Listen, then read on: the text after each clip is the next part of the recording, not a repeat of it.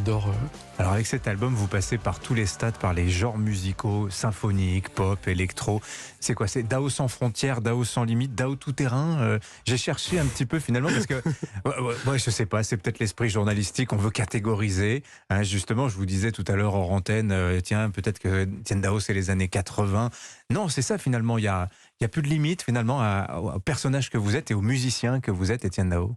Alors, j'ai toujours dit que je faisais de la pop, et la pop, c'est s'autoriser tout type de musique, enfin toute forme de musique. Je trouve que c'est ça, c'est s'autoriser toutes les libertés.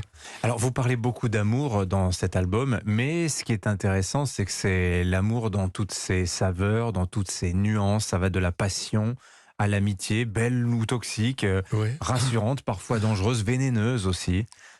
Vous avez recherché... J'ai un besoin d'intensité Ouais. qui me pousse à ça, en fait. Vraiment. Alors, il y a un single, Boyfriend. Vous célébrez justement l'amitié amoureuse. Je serai ton ami et ton boyfriend aussi.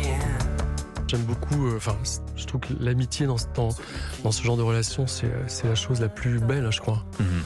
Et puis il y a le coup de foudre aussi qui est évoqué. Oui. L'Abbey Road. Vous aviez déjà mis les pieds là-bas. Est-ce qu'il y a une, comment dire, une vibration? Il y a un son, il y a un savoir-faire aussi.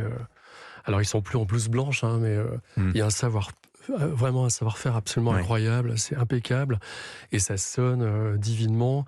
Et puis, je crois que les murs aussi captent les énergies, et il y a tous ces musiciens absolument fantastiques qui sont passés là-bas.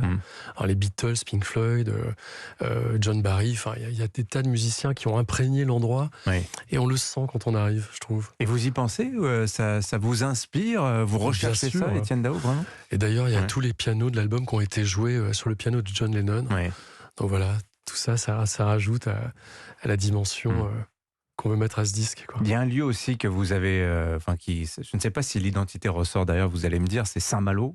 Vous avez écrit pratiquement tout l'album là-bas, je crois, entre Paris et Saint-Malo. Alors bon, Paris, très bien. Saint-Malo, il y a une identité, vous avez recherché une identité bretonne, si je puis dire, ou Oui, pas? j'ai grandi en Bretagne, donc le Saint-Malo, c'est l'endroit où j'ai passé tous mes étés, où j'ai fini toutes les nuits un peu arrosé. Et donc, c'est un endroit que j'aime parce que c'est un endroit très authentique. Et puis, il y a les éléments, les marées. Revenir sur votre parcours, quand vous regardez là, finalement, de quand vous avez démarré, ça vous paraît lointain? Est-ce qu'il y a des choses que vous auriez changées dans votre carrière, des choses que vous regrettez? Ou peut-être plutôt des chansons Toutes les erreurs sont vraiment... elles ont une logique, en fait.